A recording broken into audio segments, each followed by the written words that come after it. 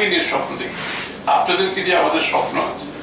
আপনাদের অবদান দিয়ে যেতে পারবেন রাষ্ট্রের উন্নয়নে, রাষ্ট্রের কর্মকাণ্ডে, অর্থনৈতিক এবং সব ক্ষেত্রে প্রত্যেকটি মানুষের একটি অবদান থাকতে হবে।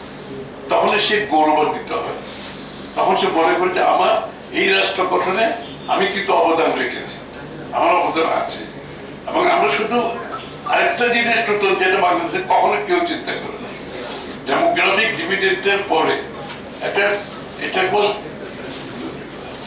লনজিভিটি ডিভিডেন্ড, অর্থাৎ যারা বয়স হয়ে গেছে 50-60-এর উপরে, ওই যে বললো অক্ষম কেউ হয় না জীবনে। অক্ষম হয় যখন তার কোনো কাজ থাকে, যখন তার ব্রেন ফাংশন করে না, যখন সে ফিজিক্যাল এক্সারসাইজ কাজ করবে থাকে না, তা অক্ষম হয়ে যায়। আপনি যদি মানুষকে সক্ষম রাখতে পারেন, 60-70-80 বছর পর্যন্ত মানুষ তার প্রোডাক্টিভ ক্যাপাসিটি থাকে। আমার বয়স কত হয়েছে? আমি তো কবে 60 পালিয়ে গেছি, আমি কাজ করতেছি না।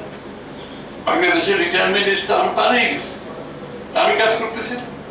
তাহলে বাকিরা কাজ করবে না কেন? আমরা সবাইকে সক্ষম করতে চাই। আমরা সকলে 80 বছর যে বসে আছেন কাজ করতেছে না, তো সুতরাং সবাইকে আমরা সক্ষম করতে চাই। আপনারা তার বাইরে কেউ না, সকলের মধ্যে, আমাদের মধ্যে, সকলের মধ্যে আমরা সবাই এক।